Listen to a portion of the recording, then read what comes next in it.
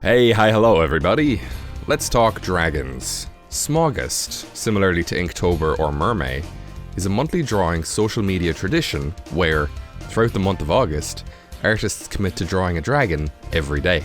I did Smaugust last year, I never ended up making a video about it, sorry. And similarly to what I've done with Inktober and Apoctober, I decided to make 31 Dragon Fakemon based off a prompt list. No surprise, I'm doing the same thing this year. For my daily prompts, I'm using @MagicJackart's super self-indulgent Smaugust list. I find myself aligning with a lot of design conventions that Jack enjoys, so this seemed like a good fit. For previous monthly challenges, I would attempt to plan out a roadmap of ideas for each day, going through the list in full and coming up with 31 ideas on the spot. This may work for some, but I found I ended up getting really bogged down and burnt out. Thinking of one drawing a day is much less daunting than constantly thinking about 31 drawings for an entire month. I've been streaming my process for these Dragon Fakemon over on my second channel, Deadbedspread, and it's really teaching me valuable lessons about my process and time management. The old way of doing things, I'd be thinking about the ideas for the challenges all day every day, but this year, I'm only thinking about the creature I'm creating once I sit down to stream. It's been working out pretty good so far. A lot of design elements and name suggestions that ended up in the final renders were suggested to me by viewers, so if you have any cool big-brained dragon ideas, be sure to get over there and let me know. Anyway, enough babbling. Let's see some dragons. I always find my first days of these monthly drawing challenges are the worst. It can be a jarring experience, where I'd usually be taking a few days on one design, to then be suddenly going through the entire concept and design process in just under 2 hours. A prompt like fire in regard to dragons had pretty obvious implications, in that breathing fire is probably the thing dragons are most well known for.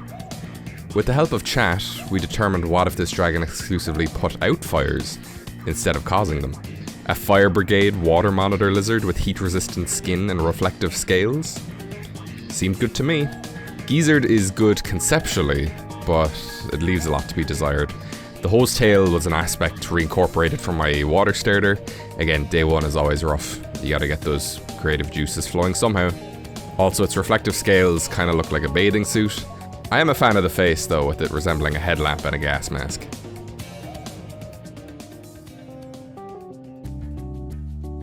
Second day in and we're going straight to space. I had an idea for a meteor dragon, but I essentially did that last year with Boomgartner, and I wanted to do something new. What about a dragon made from space junk, like destroyed satellites and rocket debris? Regarding Pokemon, I remember that the Porygon family had a connection with being built for space exploration, so a Porygon-inspired satellite that got destroyed, imbued with cosmic energy and became something else entirely? Sounds good. Combine that with the Dragon Nebula, and we got ourselves a winner. Dragon Nibble 4 is a one-of-a-kind, perhaps a legendary, steel and ghost cosmic being. Okay, yes, I know it's not a dragon type. I figured this year my Fakemon could either be dragon type or just have the physical features of a dragon. It frees me up creatively, so, you know, Alts G. Maybe the satellite was sent to ultra space? There's loads of cool lore potential with this. I knew before I even sat down to stream my process that I wanted this dragon to be based off of the mythical city of El Dorado, and that its name would be Eldoragon. Besides that though, I went in fresh. I found out El Dorado was supposedly located in modern day Colombia, so I figured I'd take some inspiration from the Colombian wildlife, and found an interesting enormous fish called a pirarucu. Seriously, they can be 3 meters long. That's 9'8". In researching the animal, I found that elsewhere, it's known as the dragonfish. Well, damn if that ain't perfect. Lore-wise, I thought it would be cool if some mystical ancient gold in a lost city had been eroded and its sediment carried down rivers, resulting in these fish adorning golden scales and features. I noticed the real fish had a red scale pattern towards its rear, and decided it would be cool if it had a furnace contained within, with its back fins being made from smoke and internal heat. Turns out pure gold actually has a pretty high melting temperature, and this thing would live underwater, so I see no problem. Eldoragon is a dragon fire type, and perhaps can only be found in the depths of the deepest rivers and lakes. Maybe the rivers where it resides can be heated, like a flowing hot spring? Also, yeah, I know it's a fish, but it's fire type. Diversify. I wanted to avoid any typical just straight up Plague Doctor dragons. I had an idea using a previous Fakemon concept of using a swarm of fleas that would take the shape of a dragon, as fleas are actually what carried the plague. They just use rats as a vessel to spread it. I had a notion of what if instead of fleas taking the shape of a dragon, it was rats. One thing led to another, there was clear influence from a rat king, and we ended up with Rataclysmic. The ends of the tails that make up the neck look like a crown because it's a rat king. Its face looks like a plague doctor mask. It has 6 rat-shaped legs because fleas are insects, and just yes! I really like this one, okay? What can I say? It might be a bit too bizarre or extreme to be a Pokemon, but I mean, like, just making an Ultra Beast. UB Shamble, anyone?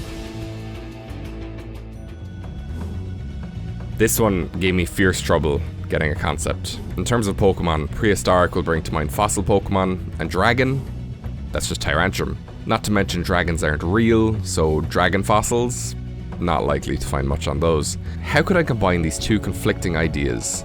The answer may shock you, but first a message from our sponsor. Raid the cupboard and eat all the bickies. There were a few dinosaurs that had dragon aspects and elements to their names, but they were all too similar to already existing fossil Pokemon, and I wasn't going to settle for that.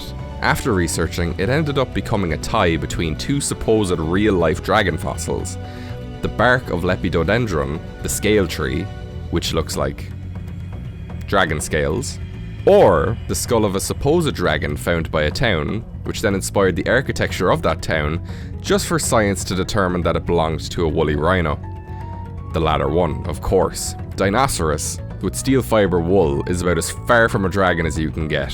I think it'd be really funny in game if the evil team is like obsessed with stealing the skull from a well-protected museum. They finally get it, they revive it, expecting this super powerful dragon, and they just get this like fluffy rhino.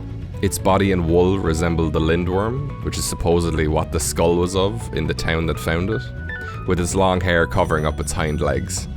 So, not a dragon physically, but definitely lore-wise.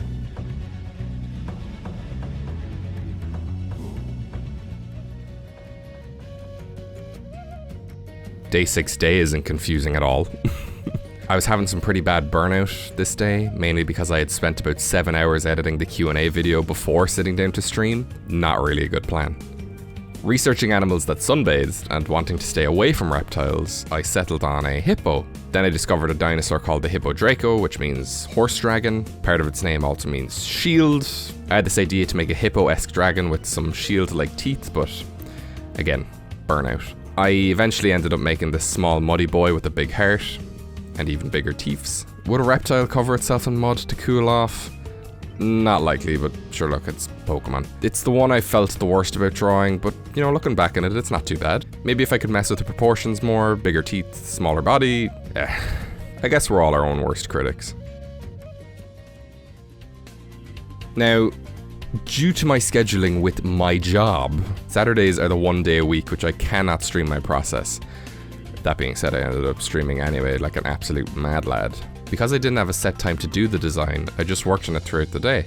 I did a ton more research into lasers than I would have imagined, getting into the science of it and just a ton of things in words I couldn't even understand. Basically, crystals are used in their creation. That was pretty much all the inspiration I needed. After finishing work, I was thinking maybe some sort of turtle with a crystal shell, but I thought it would be too similar to Avalugg. Then I remembered that there's a snake called the Diamondback, and yeah. Decided to differentiate it from the other snake Pokemon by making it nice and stubby. It also rears up backwards to look like a big scary mouth. Scary. If I learned anything from this guy, it's that I need to start simplifying my designs. The concept behind this guy is fantastic, but the details, yikes. Calm down, man. Thank you everybody who watched the whole way through, y'all rock. Leave a comment down below, let me know if you liked these guys. Would you use them on your Pokemon team, or are they a bit weird? I'm a tad late getting this made, but there are loads more dragons to get drawing, so I'll see you all real soon.